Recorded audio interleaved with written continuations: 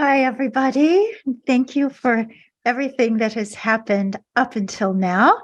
And we are entering into our interfaith segment, in which I'm going to be having a lovely chat for the next 22 minutes with Dharmacharya Seven.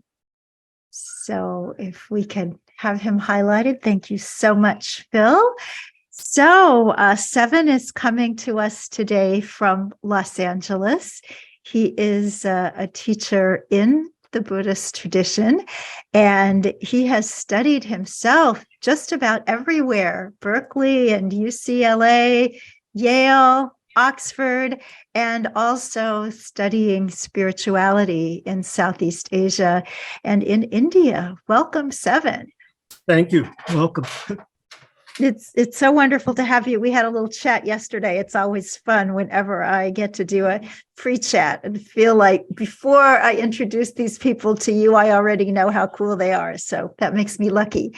So just give us a little bit of your fascinating background, Seven, that you are a Native American person raised by Buddhists. Tell us about your formative years. Well, if only I had been fortunate enough to be raised by Buddhists. Actually, I was born into a Native American family with roots in this area in Los Angeles, and raised in sort of a Christian environment.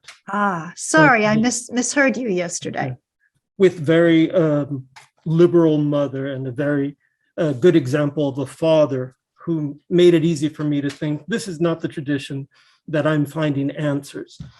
And in so doing, I was able to explore. And I think it first happened that in the Los Angeles area, it was easy to find yoga.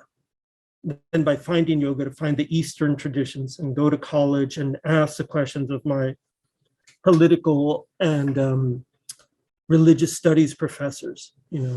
There's a material world, but there's a spiritual world. And to find out that these questions have been asked for a long time, had been explored very deeply, and that there were many traditions. And I pointed it out to my mother. I said, did you realize there are other religions? And she's like, well, they just call Jesus by different names and different traditions. And I corrected her and I said, no, there are other spiritual beings. Have you ever heard of the Buddha? And she goes, that's just what the Chinese are calling Jesus. And I pointed out to her that she had a Guanyin statue. And she goes, oh, that's the Virgin Mary. And I said, well, Mother, either you've known it all along or you've accepted it without even realizing it, that the commonalities were so great that it was possible to find it on your own, Mother, and continue it and pass it on to me. Then studying in college, going to Berkeley, I had the opportunity to go to Oxford. Then at Oxford, people talked about India, and I thought, it seems not so far from here, from Europe. It just seemed so close by, and I thought I must get there.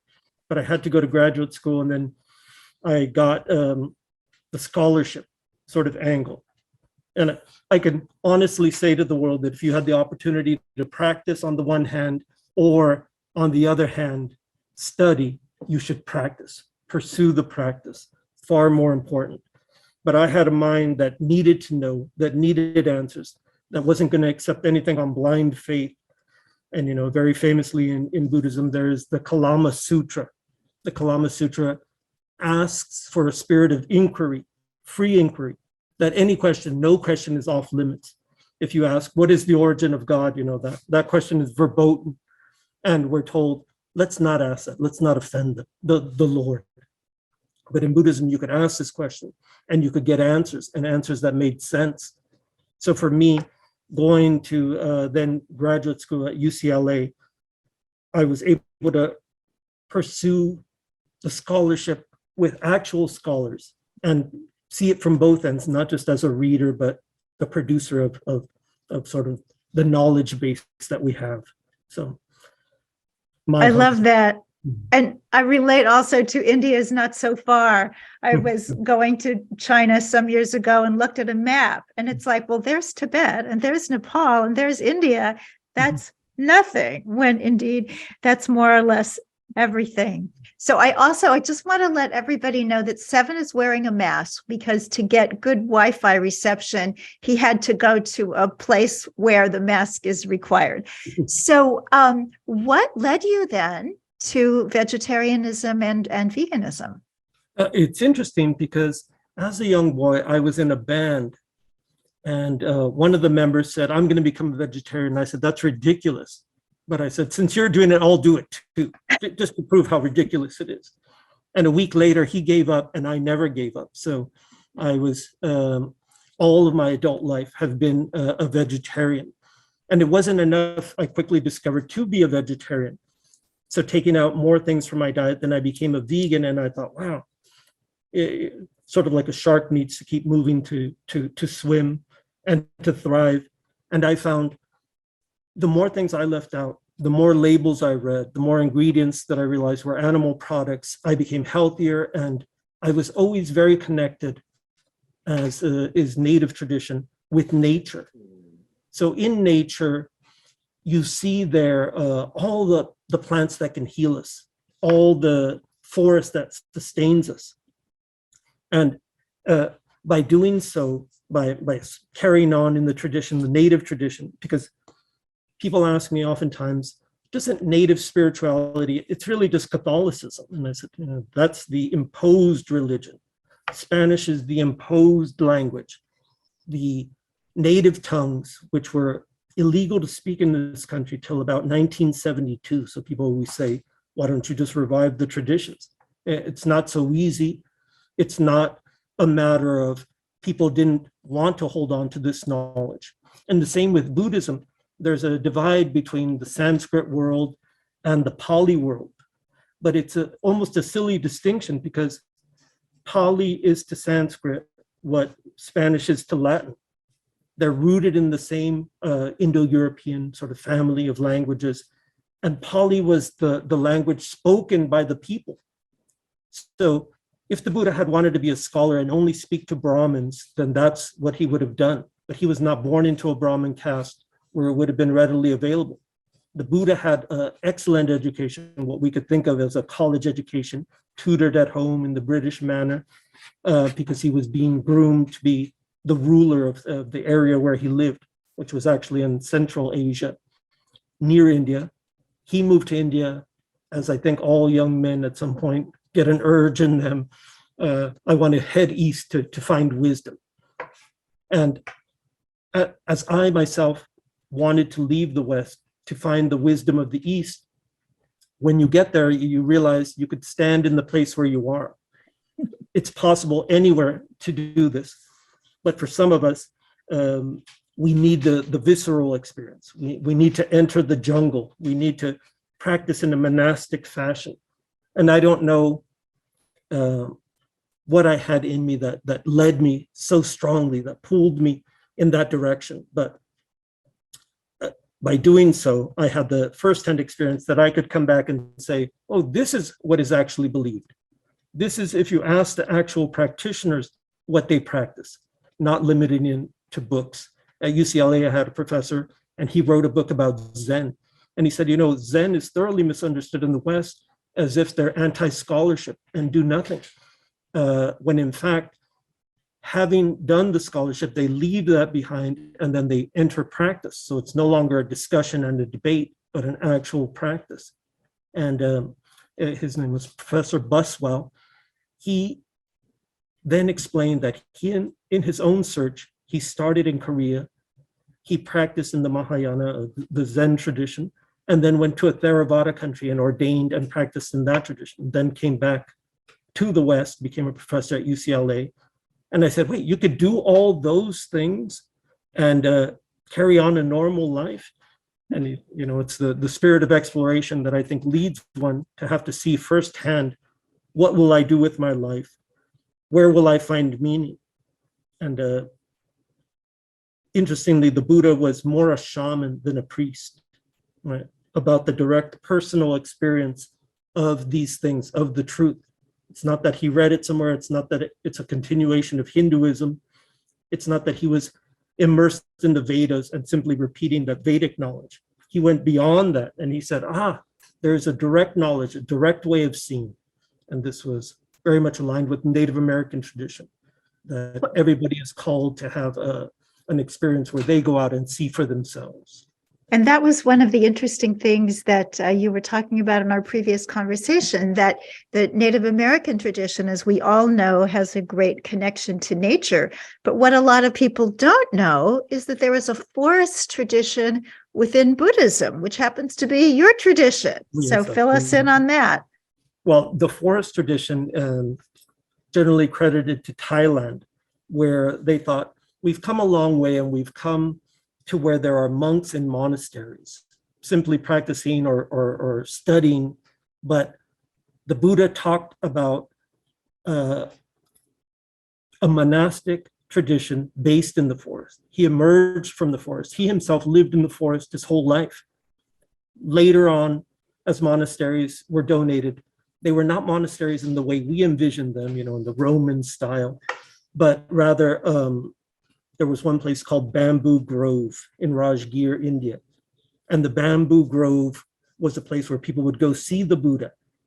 And they asked him, you could live in a palace. And he goes, I've left that all behind. So Buddhism is about avoiding extremes. So the extreme of hedonistic indulgence, living as a prince, the extreme of asceticism, as if doing penance were going to solve all our problems. So the Thai forest tradition established, we need to get back to basics.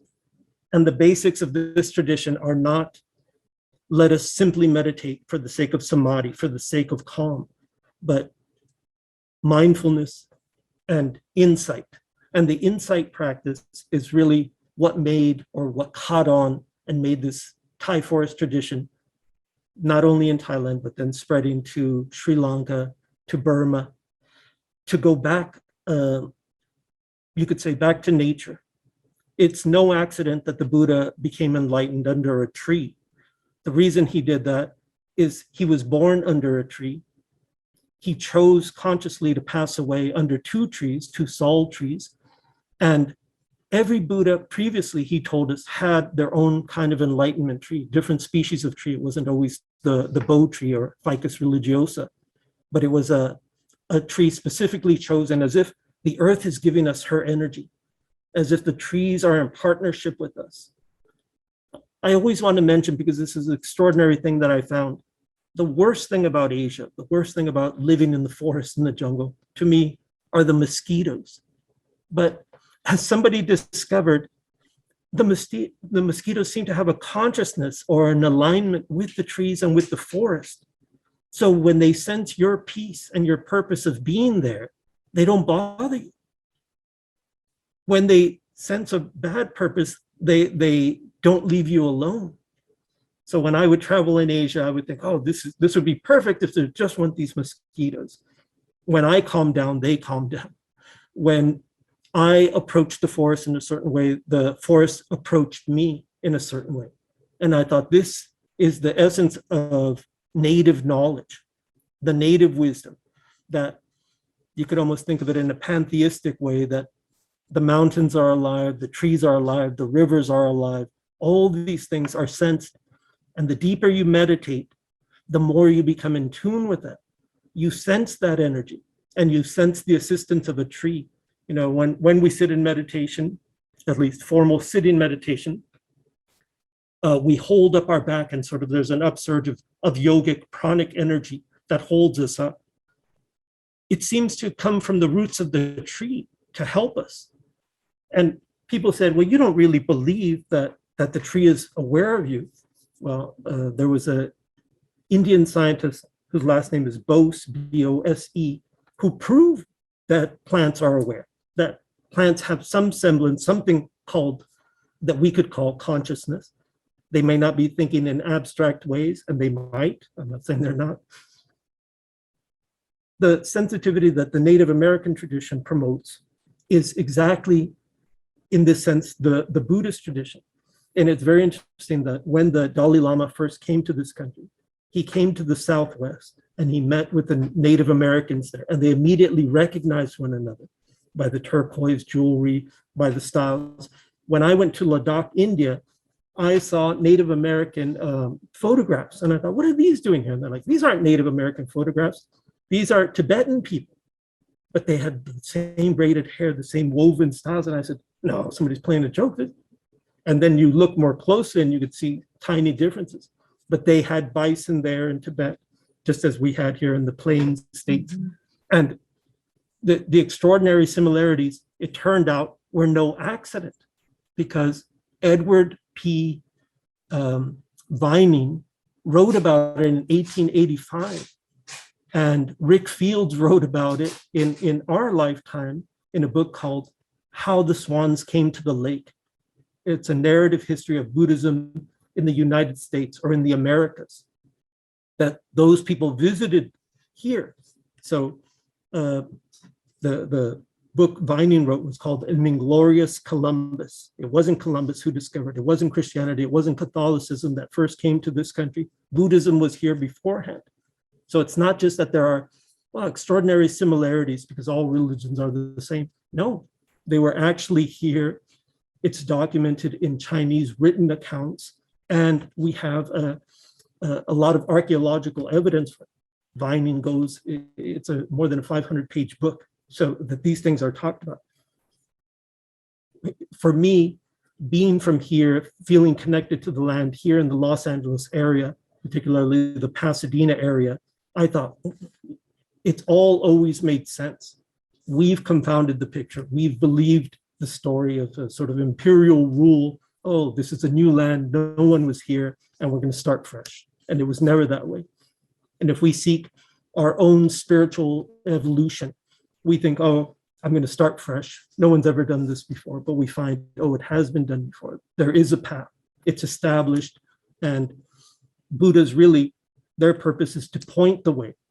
There's a famous saying, we ourselves, by ourselves is evil done. By ourselves is evil left undone. We ourselves make this choice. No one saves us but ourselves. No one can and no one may. We ourselves must walk the path. Buddhas merely point the way. It tells us that the responsibility is ours, and we have a lot of help from nature in doing it. Beautiful.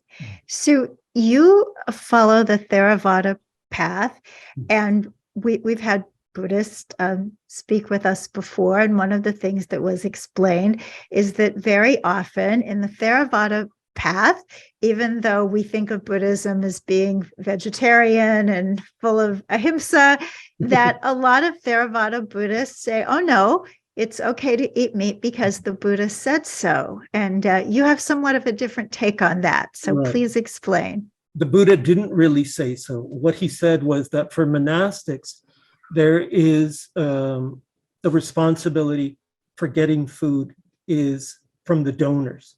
So what the donors offer, you may eat. And there's no, I think we would all agree that if you were starving, if you didn't have any means of gaining your own food, then you might accept the food you were given and you might eat and appreciate that food. You certainly don't have to eat it, but that if you did, any harm in the making of that food, that is of the person who made it and gave it to you. So the Buddha had and followed this tradition of dana, which says these people are dedicated to their spiritual pursuits. They're not making their own food, so let us support them. And throughout the history of India, people understood that these sorts of people are vegetarian. It's not likely that anybody was giving them meat, but if they went to a new area and meat eating was practiced there, they might offer that. And if they offered that, the monastics were told it's okay that you partake of what you're given. The Buddha said in a very interesting proviso, he said, imagine that there were a mother and father with a child, and they were crossing a long wilderness, a long desert. Midway through, they might run out of food, and they might have to resort to eating their own child. Now, if they did such a thing, would they do this with great relish or with great reluctance?